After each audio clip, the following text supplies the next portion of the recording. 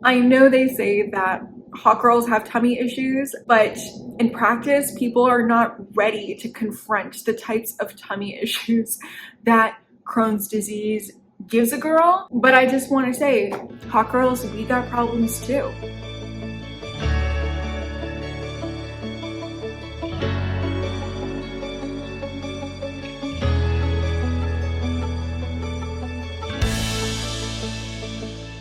Hello and welcome to my channel, or if you have been following along with my journey with Crohn's and Skyrizi, welcome back. We are here with another installment. My name is Nina. I am a certified life coach. This channel is called Coach Nina B, though recently I've just been using it to document and share my experience with Crohn's disease and the medication that I'm on right now, Skyrizi. It has been a while since I checked in. It has been 8 weeks since I had my first on-body injection plus tutorial at the infusion clinic, and it's been 12 weeks since I had my last infusion of the starting dose of Skyrizi. And I said, hopefully, I'll get some other coaching videos in here before I return for my on-body injection experience at home. Things have been busy, things have been going on, and also this is the content that gets people clicking. This is what people enjoy watching on this channel. I have been in this position before where I've made a channel and I'll just be like, oh, I'll post whatever I want on there, my astrology channel, and then only one genre of content really gets popular on there. So I'm reevaluating my goals and plans for content, and I have, been occupied with other things, but in the meantime, I know that people are invested in this series, invested in my journey, and I have my Skyrizi in the fridge right now. I'm due for my injection in a couple of days, so I'm going to share with you the experience of me injecting myself with the Skyrizi for the first time by myself, as well as sharing a couple of health updates since I last checked in. Like I said, it's been a while since I checked in. I said that I wasn't going to check in until this point unless some significant updates happened. Some significant updates have happened, but I still have procrastinated until this point to share. What I can say though, so nobody gets worried, is that Skyrizi has been working very well for me for the past 7 weeks. I generally have not been thinking about my Crohn's. I've been living my life and my digestion symptoms have been cooperating, except for in the past week and a half. At this point, I am definitely feeling like I can use this injection. Some of those symptoms have definitely been sneaking up on me again. I've been really constipated. I've been having some semi-gnarly abdominal pain as well as the nausea. I have utilized some of my leftover Zofran, so that's been helpful. I haven't seen my GI in quite a while, actually. It's June. I haven't seen her since February, but I will be seeing her next week, actually, so maybe it's worth discussing with her having less time between injections, because I haven't been feeling super great over the past 2 weeks, week and a half. But given the way that the Skyrizi has been working for me, I am pretty confident that once I get that injection in, I will be feeling much better. I have a lot of health updates that are sort of ancillary to the Crohn's, but I know that not everybody is going to necessarily be interested in that. I know that some people are going to want to click on this video specifically to watch my experience of giving myself the injection, especially if your first on-body injection experience is coming up. So I'm going to go ahead and cut to that clip now. Okay, excuse the fact that I just got out of the shower. Now I am getting ready to do my at-home on-body injection from Skyrizi. I'm not gonna lie, I'm a little nervous. And it's not about the pain or anything like that. I think I just really want to do this right, and I just realized as I was getting all of this stuff together that things that I thought were included are not actually included. So when I got the injection done at the infusion center, they had a cotton pad and alcohol wipes and a band-aid for me and all of that. And I had thought that it would come with the medication, but it didn't. And I don't have alcohol pads or cotton balls, so I'm kind of improvising here. I do have some hydrogen peroxide, and I got a couple of Q-tips to help clean the bottom part of the cartridge where the medication is. I have some toilet paper to wipe my thigh with, and I do have my own Band-Aid. But let me not forget to say that my experience of injecting myself, if you couldn't already tell, should not be used as a tutorial. AbbVie has videos on YouTube of like professional scripted actors going through everything step by step with good up close pictures and all of that. I'm just here to give you the human experience. So if you need like a step-by-step instruction as you're doing your first at-home injection, pull up one of their videos. Don't use this as your step-by-step instruction. But what I've done so far is I've gathered my little things, I've washed my hands. You have to keep this box out for 45 minutes, and I think I've had mine out for like 50 at this point, just for everything to warm up. Now, when I did my first injection at the infusion center, I had to do it on my stomach because it was April, it was still cold. I went there wearing jeans, and that was not so comfortable. I have the impression that it's going to be quite a bit easier doing it on my thigh, especially because like at the infusion center, the seat that they had me in, because you have to do it seated, you don't want to do it standing up, or at least they really wanted me to do it seated while I was there because they didn't know if I was gonna like faint or something. But I just sit on like those comfy recliners that you sit while you're having your infusion, and it is just like an awkward angle to get at my stomach. But today we're gonna do it on my thigh. We have the actual cartridge of medication, and then peeling this back, we have the actual on-body injector. And when the nurse at the infusion center was teaching me how to do this, she was like freaking out that I didn't like get my hands anywhere near the needle. You wanna hold it on the sides, but she was even freaking out if I would hold it like this from the back, so holding it from the sides, from the front. And now what we have to do is we have to prep this little cartridge. I'm actually gonna have the video that they have on the AbbVie YouTube channel just to like make sure that I'm doing this right. Gently clean the smaller bottom tip of the cartridge with your first alcohol wipe. Okay, I was just checking to see that I didn't have to like take this off because I don't see like, I don't know, whatever. I'm not arguing with anyone about what I do and don't have to do. So I'm gonna put this down for a sec. Thank God that I brought 2 Q-tips because one just fell. And I did Google if like it's okay to sterilize injection sites with hydrogen peroxide versus an alcohol wipe, and it did say that's a-okay. I also don't have a sharps disposal bin. I ordered one or requested one from my Skyrizi Complete app, but I think that they might have sent it to my old address. So when I'm done with this, I'm just gonna put it back into the box, put it away for a rainy day for when I do have a sharps disposal bin. And now it's just about, oh yeah, the nurse would have been yelling at me if she saw me doing that.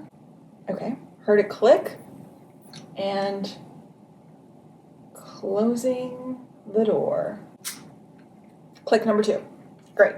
Next, get ready to place the OBI onto your skin. Now I'm going to take my toilet paper and cover it with some hydrogen peroxide. Here we go. Just gonna get a wide berth. Of course, toilet paper is not ideal just because it can leave little fuzzies. This is what we've got. Okay, now we're prepping the thing itself. The first tab to pull is this top one. Nice, okay. Now after I pull this bottom one, there should be a little beeping sound. There we go. And a little blue light.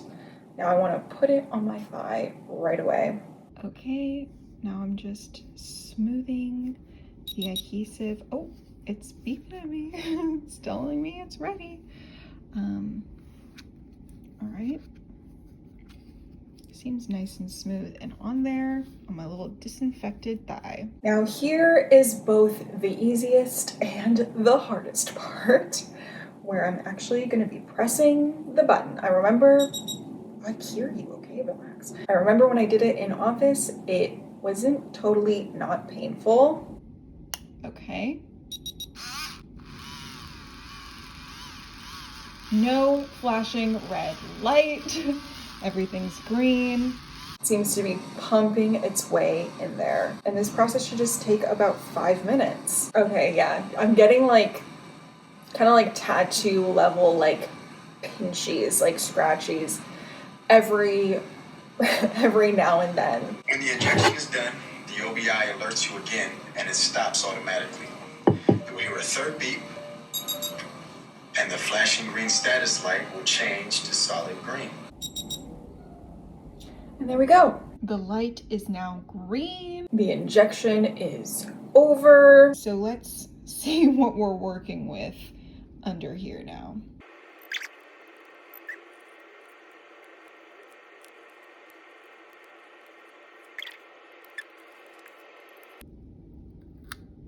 Okay. Immediately, just sticking you here for now. So yeah, they said that it's normal if there's like a couple of droplets of the medication on my leg. I'm just gonna dab, dab, dab with my little toilet paper.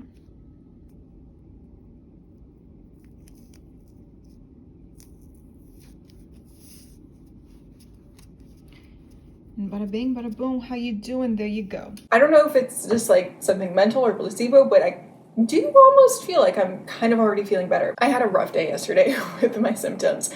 I might have just eaten some bad potato salad, but I was having a bad go of it. So here in my timeline, I'm going to pack this back up, call my nurse ambassador soon and ask her about my sharps disposal bin. And I'm also going to log my injection on my app. Because on the app, you can just keep track of where you injected yourself so that you can make sure to kind of go in a circle with each injection that you do. But right now I'm feeling good. I'm going to go out in the shade and read some of my textbook for school, dry my hair, and have a generally chill rest of the day. Do your injection, treat yourself, live your life.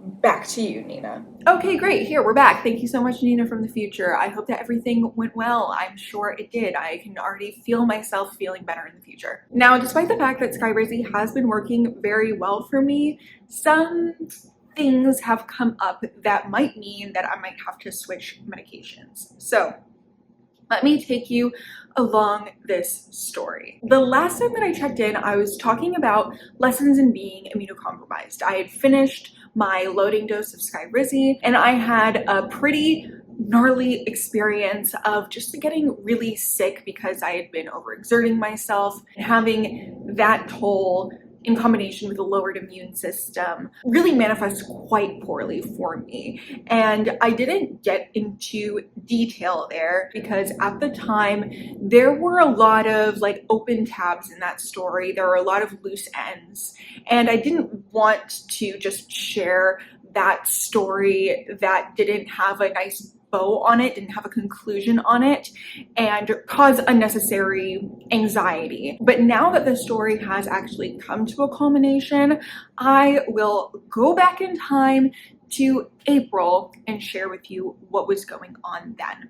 So I had shared that I had gotten a little cold sore that had revved up into a full-blown fever and like a billion cold sores in my mouth, and my gums were inflamed. HSV1 was taking over my whole mouth and my face, and it was really awful. And it started just as a small cold sore, but it started getting worrisome about 48 hours afterwards when I woke up with a really bad sore throat, and by nighttime I was at a fever of like 103, 105. And at that point I only had one small cold sore and a sore throat and a fever. I had thought that maybe because I had a cold sore, it was a sign that my immune system was lowered and something else might be happening. But also before I developed that cold sore and before I started up that fever and that sore throat, a few days before, I had woken up with a really intense pain in my lower back. What it felt like was that I woke up and I felt like I had been in like a back bend position, like an intense wheel pose for the entire night. It wasn't commiserate with, you know, just general nighttime bad sleeping angle. It felt like I had like really overextended my back in a way that I couldn't have possibly, really. And I am really familiar with joint pain since like 2017, since before I was diagnosed with Crohn's. But that joint pain hadn't really presented itself in my lower back. And in addition to that back pain, I also started to get some familiar lower left quadrant pain. I've talked about before that I have that abdominal pain show up every once in a while in my lower left quadrant, and it's sort of been a mystery to me because it's not commiserate with what shows up on my imaging and my colonoscopies, on my MRI, with active Crohn's disease there. And I have had a history. Like 2 years ago, I had a really big 6-centimeter ovarian cyst on that side, but other times I felt like I've been having that same pain that I associate with that time that I had that ovarian cyst. I've gone in for an ultrasound and nothing has shown up there. So for a long time, I've had sort of this mystery lower left quadrant pain that, of course, I can chalk it up to my Crohn's disease, but it's not a fully satisfying connection just because it isn't an area that I show to have active disease. So all these things are sort of going on at the same time that I'm not necessarily assuming are all linked together, except for the one fact that I can confirm that my immune system is for sure problematic. So after going to bed with an 103 fever and not sleeping well at all throughout the night, I wake up the next morning and I decide to go to urgent care. It's the first time that I've been sick since becoming immunocompromised, or immunosuppressed rather. And fever, sore throat, I'm thinking maybe I have strep. It's worth getting checked out. So I go to urgent care, miserable. They ask me what's going on, and I bring up everything. I say, I'm thinking that I might have strep because I've got a fever, I've got a sore throat, but also I've got this cold sore, I'm recently immunosuppressed, and I've been dealing with this back pain and lower left quadrant pain. I'm thinking that maybe I have an ovarian cyst or something. So they swab all of the things up here, and they also have me take a urine test. I end up having to wait there for a very long time for all the test results to come back, but when they do, everything is clean. COVID is clean, flu is clean, no strep, nothing to explain all of this going on, but they say that they have found blood in my urine. Not to my eye, I didn't give the urine sample and think, whoa, that doesn't look right, but apparently in scanning what they scanned, they saw some blood in my urine. It wasn't a lot, it wasn't something very concerning, but they tell me, considering the fact that I am immunosuppressed, I am having this back pain and this left side pain, it's probably a good idea to go to the emergency room to get an ultrasound to see if there is something going on with my kidneys, if I have a kidney infection. And they chalk up everything going on with my throat as probably being related to the cold sore, probably just my immune system, whatever, no real answers. This is a theme that will continue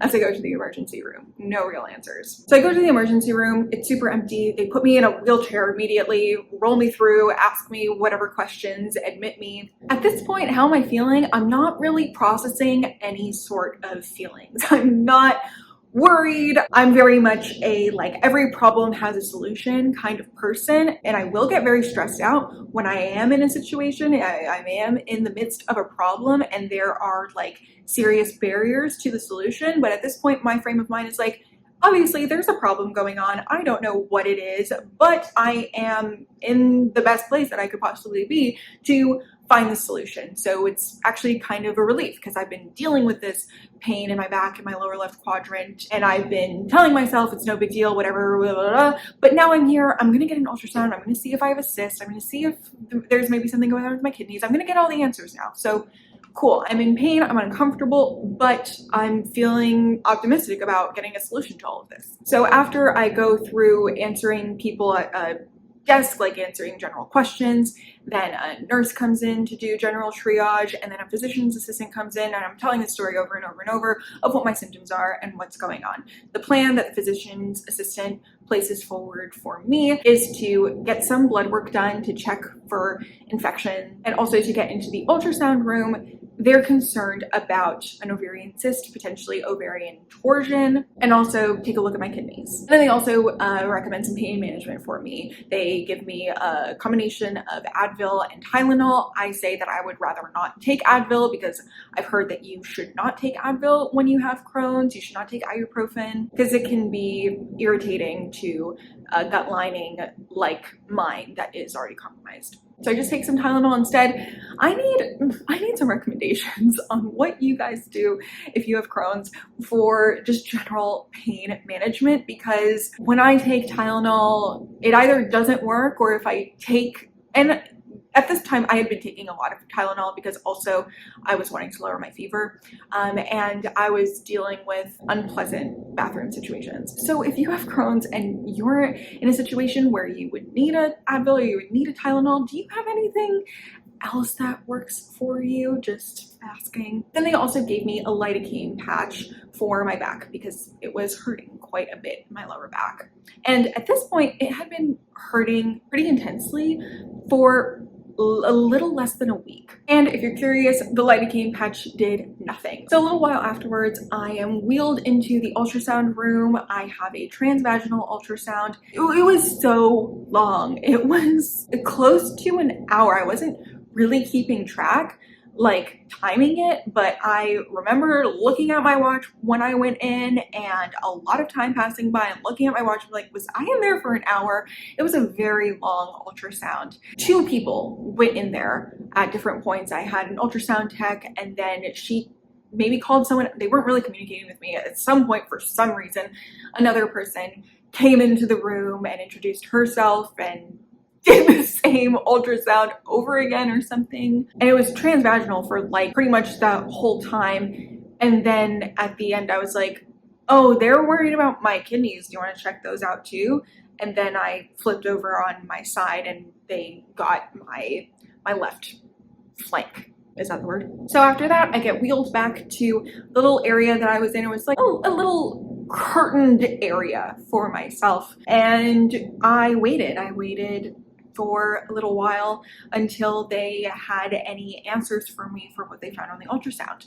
And they had nothing. Well, they did find an ovarian cyst on my right side, and it was like 1.7 centimeters or something like that. Nothing that would cause pain, nothing that could be attributed to the pain that I had on my left side. My blood also came back, and I had no signs of infection, which at this point I was very confused because I was like, no, but I had a fever. I'm dealing with HSV-1 outbreak, so I do have an infection. And then I'm wondering, like, because my immune system is lowered, is that affecting my white blood cell count or something that would make it seem like in my blood I'm not dealing with an infection? I don't know these things. I don't understand these things. But I also got the sense that the PA that I was talking to also didn't know or understand, like, what might be going on with me at all. He didn't really seem privy to how my general health situation might be affecting this acute health situation that I was in. I'm not an expert. I'm just a scared little immunocompromised girl. And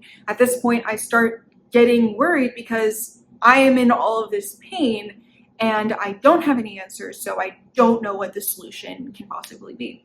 So I ask the PA, like, okay, what could this possibly be? And he says, well, basically the only thing that I can think it could possibly be is that your back is a mechanical problem, whatever that means, like posture or something. And he said, for your lower left quadrant pain, the only thing that I can think about is diverticulitis, but you don't have any signs of an infection, so I'm not excited to treat it. And I was like, okay, what is diverticulitis? Diverticulitis is like an inflammation where there are pockets that are created on the outside of the bowel that are prone to infection. So I'm looking at him as he is explaining and I'm trying to understand. I'm like, so you're saying that you think that my bowel is inflamed, but that there's no infection?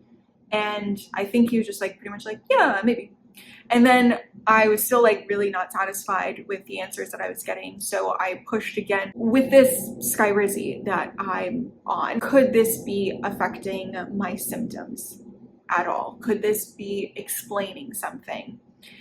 And this guy casually shrugs his shoulders pulls out his phone, Googles Skyrizi side effects, and he says, oh, look at that. Side effects of Skyrizi: increased risk of infection, UTI, and abdominal pain. And I'm like, but you just told me that I don't have an infection or a UTI. This Skyrizi has been treating my abdominal pain. And after that, I go home and my fever comes back and my cold sores mutate and worsen. And my lower back pain doesn't get better. My lower left quadrant pain doesn't get better. And I'm sure that all of this anxiety of like, what the hell is going on with me was probably not helping. So that is where that story ended at that point. It was super frustrating. That's why I didn't share it before, because what would be the use of it? And throughout all this time, I'm waiting on a rheumatologist appointment that I'd scheduled maybe like a month and a half in advance, because that's the way that you get new patient appointments. And I had been dealing with joint pain not related to my lower back. So a couple of weeks after this whole incident goes down, I go to my scheduled rheumatologist appointment. Basically, because of, I don't know, my life experience or the way my brain works, I'm expecting to pretty much get blown off. I had shared before that I have a lot of symptoms that correlate with Sjogren's syndrome that I was worried about, but generally I was getting really annoyed and frustrated with all this joint pain that I was experiencing. And I think that part of also the way my brain works is that I'm expecting to sort of get blown off, and I don't want to feel that rejection. So I go into this appointment just acting so casual about all of these symptoms that I'm experiencing, and just like acting like it's not a big deal. And in my head, like for that period of time, just truly believing that it's not a big deal, whatever. But in fact, when I get in there and I get attended to by the new rheumatologist that I'm seeing, she very much takes my case seriously. And she very quickly comes up with a schema of what she thinks my lower back pain and lower left quadrant pain is, that no one else had been able to put together for me. But because of her field and her expertise, it's a very obvious conclusion to draw. A lot of people who have Crohn's disease suffer with joint pain of some form or another. I think that it's like 70% of people with IBD generally suffer with some sort of joint pain, whether it is arthritis or just arthralgia, general joint pain that isn't arthritis. And in that, a lot of people who have Crohn's disease have specifically inflammatory arthritis in their left side SI joint. So immediately she is thinking that that's what I'm dealing with. And immediately, as she's describing to me what it feels like for people to have this location of arthritis, I'm like, dude, that's exactly what it was for me. It's that very intense low back pain that wakes you up in the middle of the night. You feel so stiff in the morning, but things do improve once you get out of bed and get some movement in or intentionally stretch, but it will just still persist generally, even if it is somewhat relieved by some movement. And I was like, no, yeah, that's exactly what I have been dealing with, and particularly what I had been dealing with 2 weeks prior to this appointment. And then the first course of action to investigate whether that is truly what I'm dealing with is to get an x-ray. Unfortunately, when I went in, the x-ray machine happened to be broken that day. So I had to reschedule, come in a couple of weeks later and get these x-rays done, not only on my pelvis area, lower back, but also where else I was experiencing this joint pain, neck, shoulders. And then as far as the concerns that I brought up with Sjogren's, it was sort of a case of, yes, you very well may have Sjogren's. I had recently been to the eye doctor as well, who had said like, yeah, you're dealing with dry eye issues that are commiserate with Crohn's disease. Keep doing what you're doing, because I do like warm compresses and eye drops. At some point, you keep getting checked up. You might need to upgrade to a steroidal eye drop situation, which is very different than what I had heard when I lived in LA and the last time that I had gone to a eye doctor. They were trying to sell me like $3,000 IPL sessions because they're like, this is really bad, the intensity of your dry eyes. So I don't know if it's because back then I hadn't been diagnosed with Crohn's disease, so they're like, what the hell is going on here? Or just because it's LA and they wanted to sell me IPL treatments, but they had different reads on my eye dryness. And so I communicated that to my rheumatologist, and she was like, yeah, you very well may, just keep getting that checked up. Unfortunately, there is no treatment, it seems, for Sjogren's. I think she might have just also been like really focused on treating the bigger issue, which was the joint pain. So that's why I scheduled a follow-up appointment to investigate. Now, because the follow-up appointment was a couple of weeks later, my brain readapted to its general state of, this is stupid, no, you're fine. So I go in with this x-ray expecting that, even though a couple weeks previous to that, I'm like getting affirmation from my rheumatologist that like, there's a high possibility that this is what you're dealing with, and I'm taking this seriously. I'm like, no, you're not.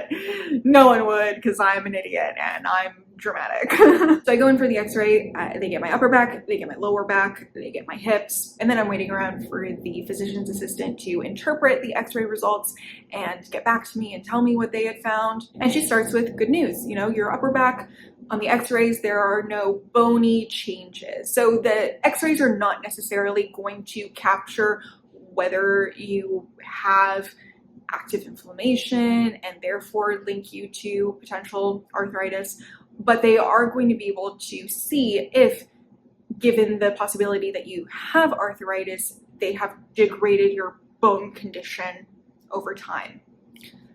Not a doctor, but that's what I tend to understand. And with my upper back neck area, they hadn't seen any bony changes. And I thought that was it. She was like, she opened with good news. I'm like, okay, cool. This is what I was expecting. Like, it's fine, it's whatever. But then she got to my lower back and my left SI joint. And she was like, yeah, looking at your left SI joint, looking at your right SI joint, there are definitely some bony changes here in your left SI joint that would indicate sacroiliitis. And I'm still sort of like in denial. I'm like, if it's not sacroiliitis, what could it be?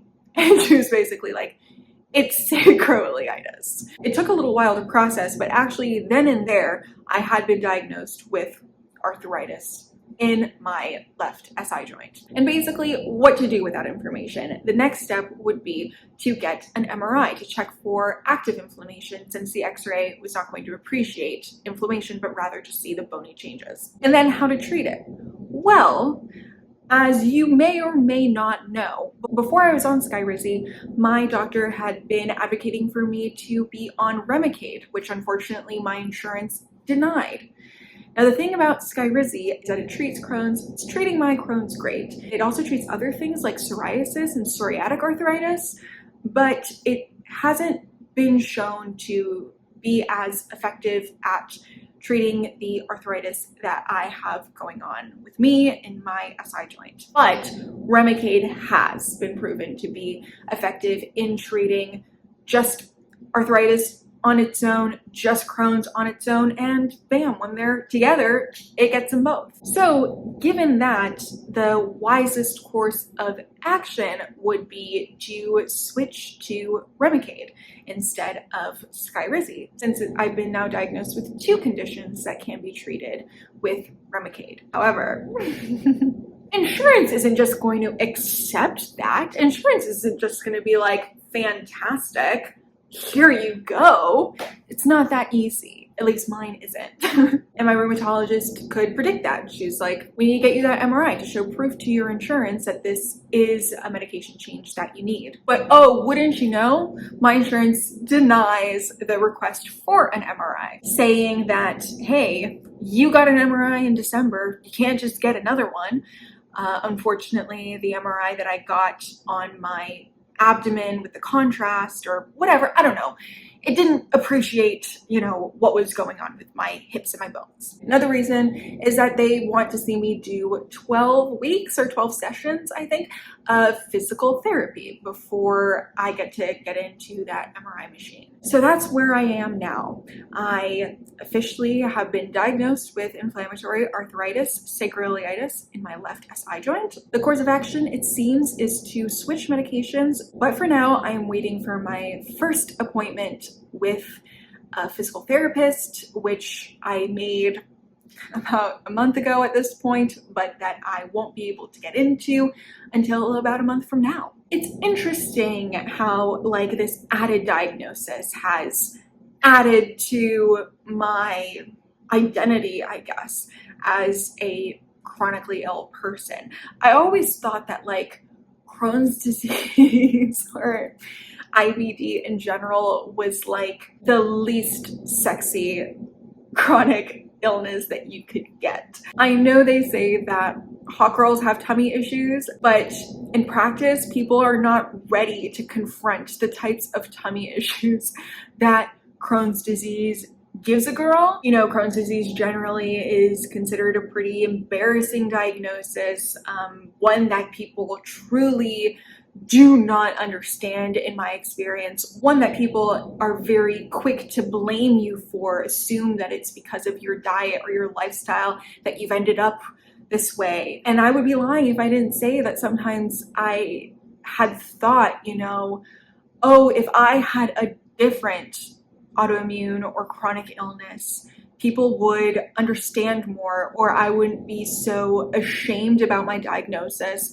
or I would feel more supported or understood. I don't know. But interestingly, my immediate reaction to having been diagnosed with arthritis is quite similar. It still is something that, has a twinge of embarrassment to it.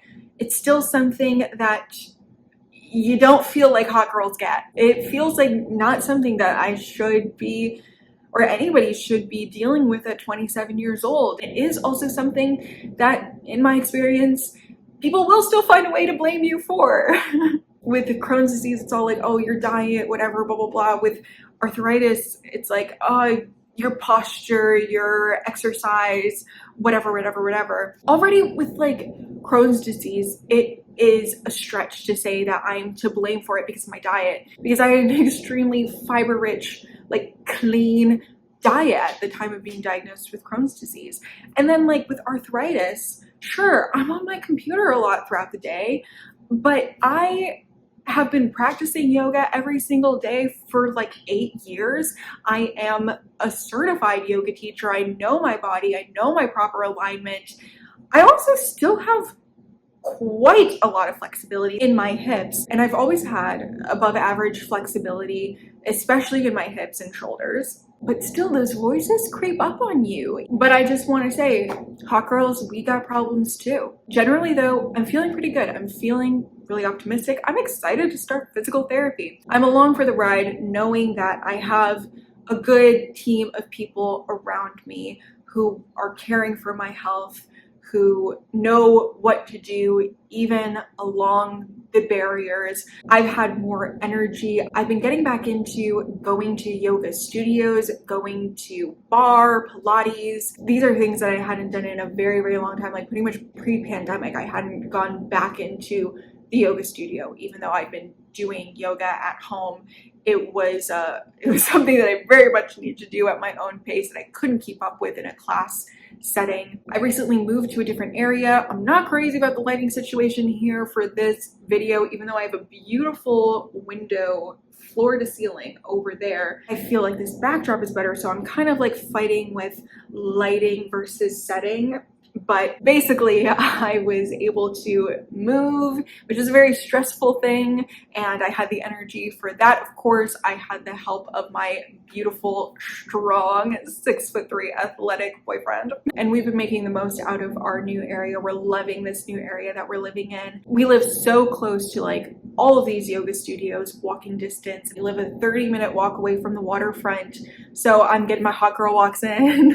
I've been in school. I've been enjoying school. I've been continuing seeing clients. So That's the reason why I need to rethink sort of like my content strategy, since my priorities have shifted and content has sort of like gone to the bottom of the barrel a little bit. I have a lot of ideas. The two things that get in my way are just basically like time and priorities, and also because people really gravitate to the health stuff on here. I don't know if I'm like shooting myself in the foot putting out other content that people are not so interested in and that could mess with the algorithm. I'm sure nobody is watching anymore at this point, but if you are, thank you. And let me know what you think, what you'd like to see from me. I will be back with another health update as things progress, but that's all that I have for you for today. Thank you so much for watching. Here's a video essay that I made on the harmful predatory nature of functional medicine, and then here's the playlist of all of my Skyrizi updates if you want to get the full story, full picture. But thank you so much for watching. Have a wonderful rest of your day or night. Bye.